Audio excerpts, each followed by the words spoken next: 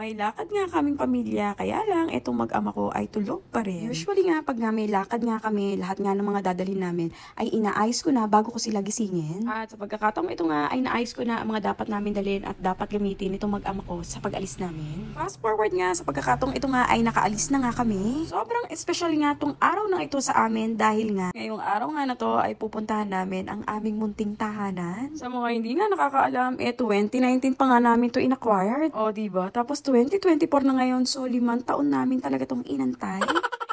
Sa pagkakataong ito nga ay pangalawang inspection na nga namin ito ng bahay. Actually nga ay kailangan i-inspect talaga to bago i-turn over sa amin ang bahay. Yung unang inspection nga namin ay pinabago namin yung tiles dahil nga hindi pantay, kaya naman nag-request ako kay engineer na bakbakin iyon at palitan nila ng bago. At pagkatapos nga namin i-check ni Daddy C ang buong bahay, finally after 5 years na-turn over na nga sa amin itong bahay at binigay na nga sa amin ang susi. At sa pagkakataong ito nga ay walang mapaglagyan ng saya namin ni Daddy C, kaya lang etong si Liam ay iba ang gusto. Lunchtime na nga ito at pinapabalik nga kami para sa turnover orientation nitong bahay. 1 PM nga ang orientation namin at ito naman si Liam ang hinihimutok ay gusto niya daw na mag-lunch na daw kami, kaya naman itong si Daddy C ay nag-drive-thru na lang. Hindi na nga kami nag-dine-in dahil nga sobrang dami ng tao. Kaya naman pagkuha ng order namin ay bumalik na nga kami sa subdivision at dito na nga lang kami kumain sa sasakyan. Habang nga nakain si Liam at si Daddy C ay may ginagawa naman ako at pinipirma ko nga itong mga turnover documents para nga dito sa amin sa bahay. Binigay na nga sa amin yung mga dokumento na dapat namin pirmahan para pagdating ng 1 PM ay orientation na nga lang. Sa pagkakataong ito nga ay hindi ko na malaman kung saan papunta itong sinusulat ko dahil itong si Liam at si Daddy C ay napakalikot.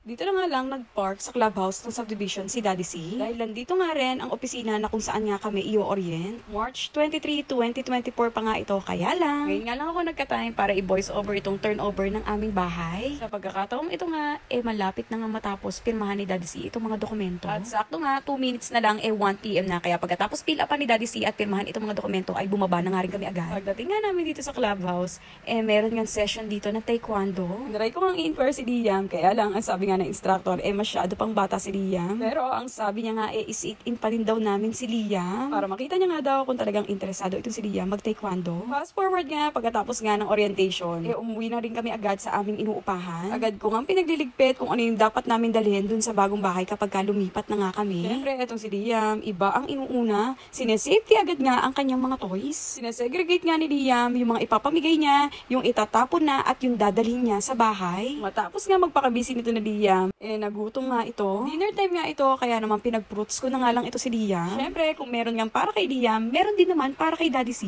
Request nga sa akin ni Daddy C na iluto ko daw siya ng steak dahil hindi nga daw siya magra-rice. Malimit nga pagka nagpapaluto si Daddy C ng steak, ang gusto niya ay medium rare. But this time nga, well done ang treat ni Daddy C, kaya naman ayun ang ipinrepare ko sa kanya. Kinabukasan nga ay pumunta nga ulit kami sa bahay mga bandang 2:50 PM. Pwede na nga kami dapat matulog dito, kaya lang marami pa nga kaming gustong gawin dito ni Daddy C sa bahay bago nga kami lumipat. Pagkatapos nga namin gawin dito sa bahay ang mga kailangan namin gawin, umuwi na nga rin kami agad. Pag-uwi nga kami, nakita namin ni Daddy C na meron nga nagtitinda na nakabilao at agad nga tumigil itong si Daddy C. Marami nga tinitinda si ate, kaya lang matagal ko na talagang cravings itong palitaw na ito. Kaya naman ito si Daddy C ay binilhan agad ako ng 100 pesos para nga sa akin lang yun. At ito naman mag-ama ko, nagpa-order na nga lang ng pizza. So yun lang guys, ingat kayo palagi. Bye!